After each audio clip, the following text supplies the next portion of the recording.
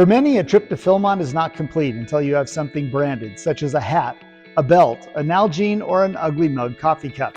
But the brands found at Philmont Scout Ranch are much more than just a souvenir to be taken home. They are part of a systematic method of marking livestock, which aids in keeping animals sorted out and in preventing the theft of horses and cattle. While most certainly identified with the Western cowboy and ranching operations, branding livestock goes back to ancient Egypt and Rome and is indirectly referenced in the Bible. We'll learn more about the history of branding and about the brands associated with Philmont Scout Ranch in this edition of Artifact of the Week.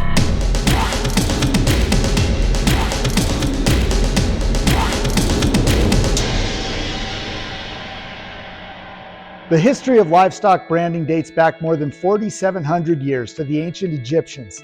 Hieroglyphics found in pyramid tombs show oxen once being branded. For ancient Romans, it is believed they viewed the symbols used in branding not only to identify ownership, but also to conjure up magic that would protect their livestock.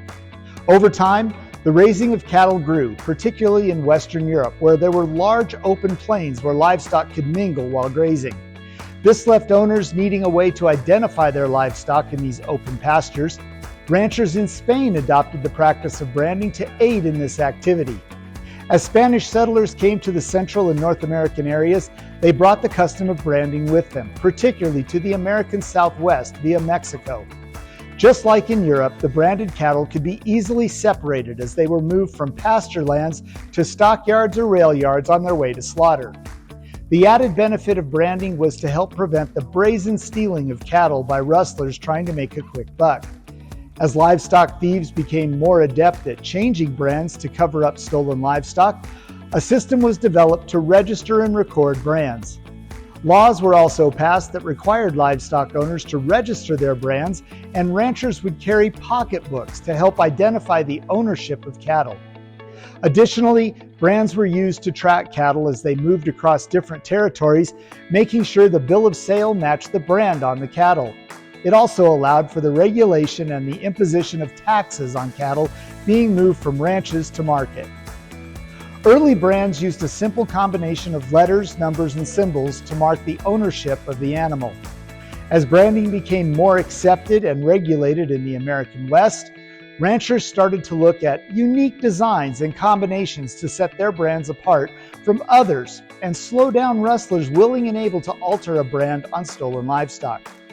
To help speed up the branding process, ranchers came up with an idea to attach their brand as a single element to the end of a metal rod, and the branding iron was born. In order to keep up with the demand for more brands, it became a work of art to design an authentic and original brand. Not only did they use letters, numbers, and symbols, but they altered the appearance of these objects and labeled them as lazy, crazy, flying, walking, and running. They also used the location of the brand to help determine which ranch the animal belonged to. Reading a brand is from left to right or top to bottom.